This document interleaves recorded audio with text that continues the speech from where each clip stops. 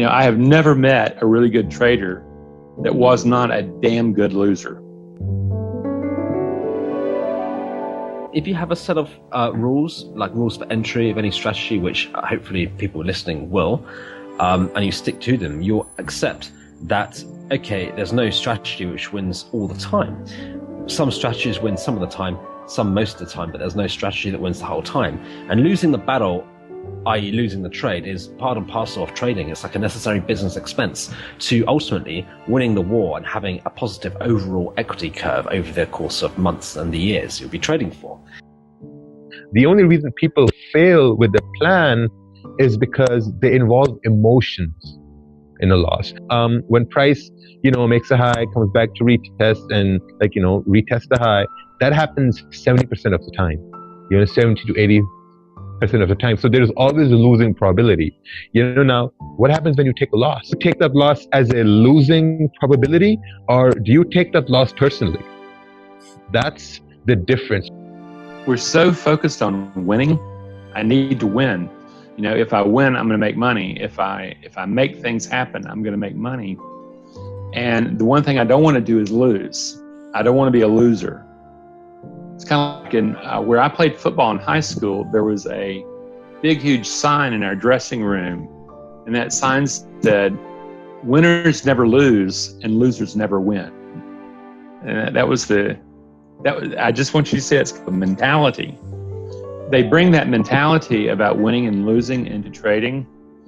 And that mentality is rooted in the ability to control outcome. Okay? And when they get into trading and recognize no matter how hard they try, no matter how much money they spend on systems, no matter how much mind control they conjure up, is that they are not in control of the outcome. And that flips people out. That flips the evolutionary psychology that the humans that we're built to be from an evolutionary standpoint. It flips it. And it freaks out that caveman and the caveman living with you and I. And so that's the biggest problem, is the mind they bring to about winning and losing. I promise you. It doesn't work like that, unfortunately. Like I made this mistake, and I remember it's a funny story. When I was working with my coach at that time, and I was just eager about the money at that time. It was fascinating idea for me that I can sit on an hourly chart and make this amount of money that was more than the amount of money that I used to make working like 18 hours a day. And then my mentor at that time said, hey, you need to work on your psychology. He saw it, and then I said, heck the psychology and those kind of stuff, just show me the money, don't worry about this. Like I said, no, I have the mindset is good. I learned this the hard way. So the first thing is your mindset. Your mindset is number one, because your mindset, when you start working on your mindset, people gonna start. First, you're gonna shift your perspective from just thinking. I always say that it's from I am the problem to that I have a problem. It's about creating this space between you and the problem. You are not the problem. You have a problem. And once you start approaching it from this perspective, okay, and if you have a problem, you can definitely solve it, because there's someone else in this universe who had the same problem before and they solved it. So all you need to do is just search. At losing, you would see them being able to take losses. Because ultimately, when you're trading, what you're doing is you're taking your risk management as a system, as a set of standard practices, and you're placing it on top of the randomness of the markets. And what you're doing is saying, okay, I know that if I follow these rules of my risk management, I have an edge that if I keep playing this game, I'm going to extract more capital out of the markets than I give back. The honest truth is trading's hard, and you need to worry about making consistent gains on your account, regardless of your account size. Look to make a percentage gain. And if someone's got a $5,000 account, realistically, you're not going to be able to live on that. But what you need to do to start with is learn how to trade. And I think that's the thing that most people make the mistake. They try to jump in, both feet too quick, or they try to think that this Forex trading thing's going to suddenly change their life around and they can stop work next week. And realistically, you can't. You have to learn how to trade, because if you use that $5,000 account example, if over the course of a year you've got very low risk and you make, let's say, a 50% return, just making numbers easy for us to calculate. A 50% return is possible, and it's quite achievable with low risk. But people will turn around and go, well, Andrew, that's terrible. Yeah, it's $2,500 a year. Yeah, I can't live. How can I live on that? And I turn around and go, well, what an amazing trader you are. You've made a 50% return with controlled risk and consistency. So learn how to trade first. And I think that's the problem that most people don't do. They look to make money to start with. To go full time from the start, pretty much. Yes. And you cannot do that. You have to, it's like learning a skill or a sport or a musical instrument or whatever it might be. You have to do learning the how bit first, before you can jump in and make a fortune out of it. And I think that most people don't do that. Because I believe all the stress for us, we're still answering the question, that all the stress is coming from having this unrealistic expectation because you have a small amount of money. So what I realize most of the time that people have income problem, and this is the problem that we want to solve. If you have an income problem and we are aware of it, awesome, that's good.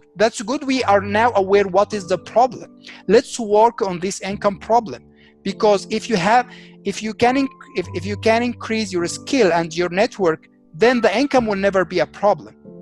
Because if your skill is there, you can make something that other people gonna invest in you. You can have something that other people gonna say, okay, like I'm willing to give you money, or trade with you, or invest in your business, or help, or invest in your service, or pay for your service, if you are helping other people do something.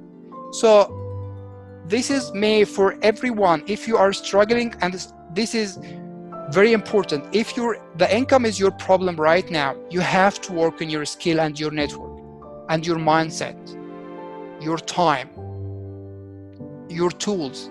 Start first with your mindset, and then your skill and your network. So there is no more excuses now. I believe the problem now that people have that because I want to try everything. And I totally understand this, because when you start something, you want to explore, you want to try everything. So what I would do, you want to first choose something that's gonna be in line with your lifestyle. And I mean current lifestyle. You don't need to change your lifestyle immediately. Choose something that in line with your current lifestyle, your risk tolerance, and your personality. And then from there, working on your mindset, you can move forward. Working on mindset. This is how this is how it works. Like it is not magic. It might take time at first, but once the momentum kick in, it just go. It will not stop. It's like when you are pushing a train. At first, it's gonna be very hard, but once the momentum gonna kick in, and the train gonna start working, you will never be able to stop it. And you make sure that as long as we are making sure that it's moving in the right direction. He had to tame that anger, become patient, and basically become, but he could not, he used to use anger as a way of controlling outcome. When you get angry, it's an accelerant, and what happens, you feel, whether or not it's true or not, that you can control outcome, you can make things happen.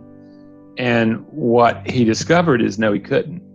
And he realized that he had to back out of that, and out of that work, instead of becoming angry, he became an incredibly good loser.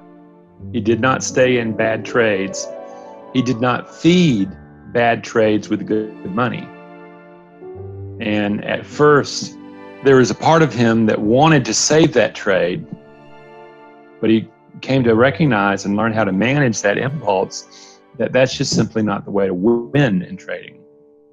So that's where the consistent profitability comes in, is that. There is something that I learned also from Tony Robbins. He used to say that there is a question that every person is asking to himself or to herself, and he said this question for him: how I can make it better. So he's always thinking about how to enhance a process, how can I make it better.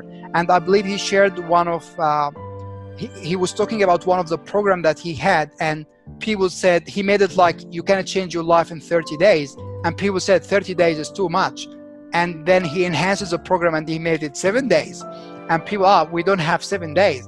And then he started to do like seminars 1 day, 2 days. Like he said, I cannot make it shorter than this. Like, he was just, but what I mean that he was working on enhancing the process. He doesn't stop and say, no, people are dumb and it doesn't work, and it should be only like, the program is only 30 days, or it worked for me for 30 days, so it should work for everyone in 30 days. He was always looking consistently on how to enhance the process. This is same with our trading. Like if you are a breakout trader, you need to understand reversals. If you are using only reversals, you need to understand breakout. If you are trading shorter time frame, you need to have the context from a higher time frames. If you trade higher time frames, you need sometimes to go to lower time frames to learn the story of what is happening right now. So I don't think there is one size fits all in life, not only in trading, but I'm just talking about specific examples in trading. And we need to have be more flexible and open-minded about different ideas, and this is how we're gonna grow. Like, I like the idea of copying the masters first and learning how the masters do things, and then make that trade your own through review and understanding of what your cognitive and personality strengths are. If you trade things without edge, you're not going to make money. But on our desk, at least, the most success is had copying the masters, but then making it your own. So for instance, best example I can give you for this is our best trader on our desk runs a team. He trades a very specific type of strategy. He teaches all of the junior traders that strategy. They can see in real time all his trades, talks to them in real time. They have an AM meeting. They have a monthly review. If you ask him a question, he'll answer why he's thinking through his trade in a certain way. He'll have special teaching classes with these guys. The team, everyone on the team tends to trade the same stocks. They tend to trade them mostly in the same direction. They all trade them differently. They're all profitable traders. So you would think, hey, I've got this superstar, elite, active trader who's running my team. All I've got to do is just go do what he does. And that's good at the beginning. But the problem is that your personality may not be suited to take the drawdown that he can. He likes to take the drawdown. That's what makes him good. That's what enables him to hit the home runs. You can't.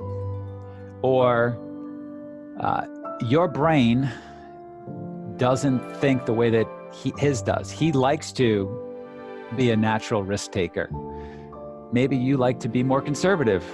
He likes to get in front of a particular stock. Maybe you want to be more conservative and really see the stars aligned to put on your trades.